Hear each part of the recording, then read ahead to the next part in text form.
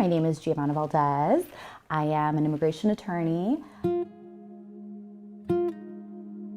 I am first generation.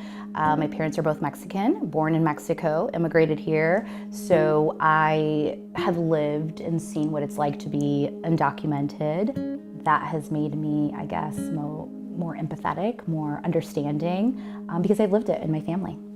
DePaul has an immigration clinic. I chose a school that I would be able to be hands-on and be able to practice maybe before being an attorney and get that experience, and so that's why DePaul seemed like the perfect fit. I established this practice along with two other partners in 2018. We started it, a dream, a wild idea. We've grown it, I think, through very hard work and dedication and the empathy that I mentioned, right? A lot of times, I think there's a lot of immigration attorneys out there, but they don't necessarily have maybe that compassion, the patience. A lot of times I joke, it's actually, I think, true. I'm like, I feel like I run a nonprofit because this is not just another bill that I have to, right? I think that in this legal field, you have to be creative, especially with immigration, because I don't know how much folks know about asylum, but asylum is fitting your client into this box, okay? It says you need this, so you gotta make it fit and argue. And sometimes it doesn't fit perfectly into that box, and you have to convince the judge that it does. So yes, that creative, colorful arguing or thinking is extremely helpful, and I think that you are successful if you are able to think outside of the box and make these colorful arguments sometimes.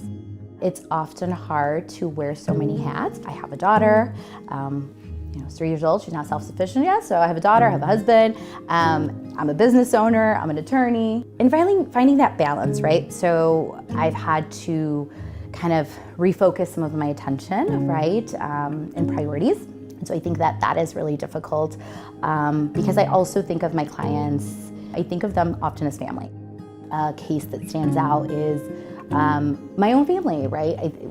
My stepdad, we were able to get him his residency. In order to get his status, we had to leave the country. So yeah, I went with him, and I think that that was a very nerve-wracking a couple of days, but he's back, he was here, got his residency. And so I think that that was very special. And I just went on vacation a couple of weeks ago with him and my mom, and that was, it was lovely. It was lovely to be able to do that, because for 30 some years, we were not able to do that because he did not have status, so yeah. We need good attorneys in this field. We need as many as we can get. And I would say I hope to continue to practice in this field for many years until I retire. Who knows when that will be, probably like 95. They'll be like, Giovanna, step away from your desk. I hope to be able to help as many people as I can. Continue to have the same compassion that I have right now, because I think that as time goes on and you see maybe the same thing over and over and over, you become a little jaded. I'm not gonna say I don't have days where I'm like, but I would like to think that I will continue to be able to have compassion for my clients and treat them like family and provide the type of legal service that I do. I consider our firm to be a boutique firm where we do provide all the services.